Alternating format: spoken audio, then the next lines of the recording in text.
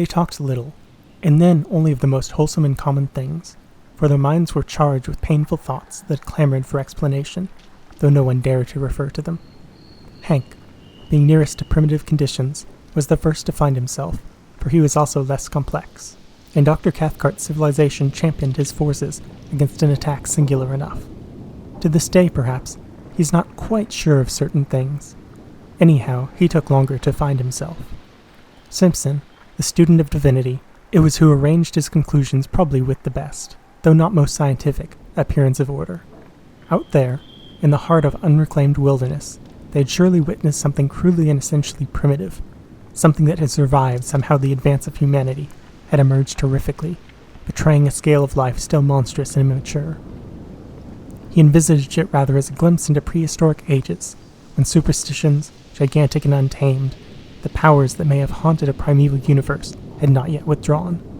To this day, he thinks of what he termed years later in a sermon, savage and formidable potencies lurking beneath the souls of men, not evil perhaps in themselves, yet instinctively hostile to humanity as it exists.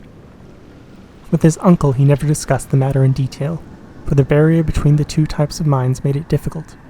Only once, years later, something led them to the frontier of the subject, of a single detail of the subject, rather. "Can't you tell me what they were like?" he asked, and the reply, though conceived in wisdom, was not encouraging. "It is far better you should not try to know, or find out."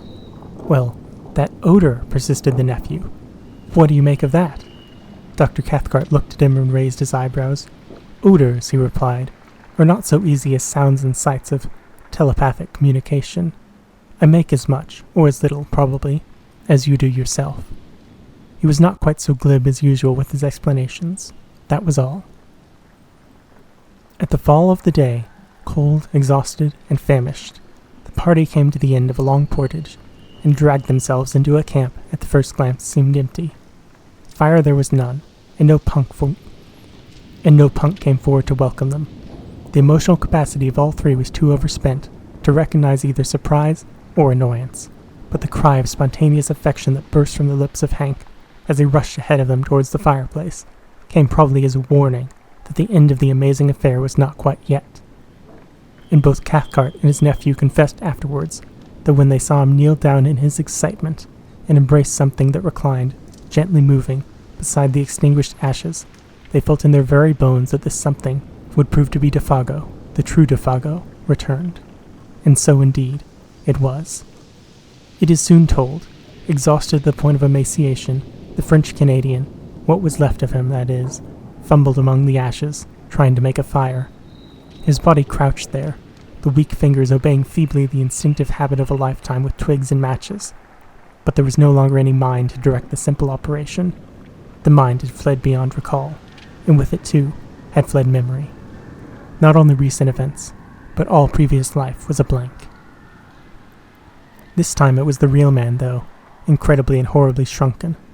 On his face was no expression of any kind whatever. Fear, welcome, or recognition. He did not seem to know who it was that embraced him, or who it was that fed, warmed, and spoke to him the words of comfort and relief.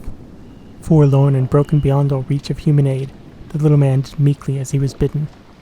The something that had constituted him individual had vanished forever. In some ways it was more terribly moving than anything he had yet seen. The idiot's smile as he drew wads of coarse moss from the swollen cheeks, it told him that he was a damned moss-eater. The continued vomiting of even the simplest food, and worst of all, the piteous and childish voice of complaint, in which he had told him that his feet pained him, burned like fire, which was natural enough when Dr. Cathcart examined them and found they were both dreadfully frozen. Beneath the eyes there were faint indications of recent bleeding. The details of how he survived the prolonged exposure, of where he had been, or of how he covered the great distance from one camp to the other, including an immense detour of the lake on foot since he had no canoe, all of this remains unknown. His memory had vanished completely, and before the end of winter he was beginning to witness this strange occurrence. Defago, bereft of mind, memory, and soul, had gone with it. He had lingered only a few weeks, and what Punk was able to contribute to the story throws no further light upon it.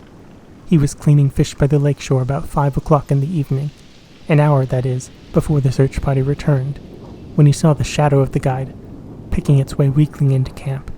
In advance of him, he declares, came the faint whiff of a certain singular odor. The same instant Old Punk started for home. He covered the entire journey of 3 days, as only Indian blood could have covered it. The terror of a whole race drove him. He knew what it all meant. Defago had seen the Wendigo.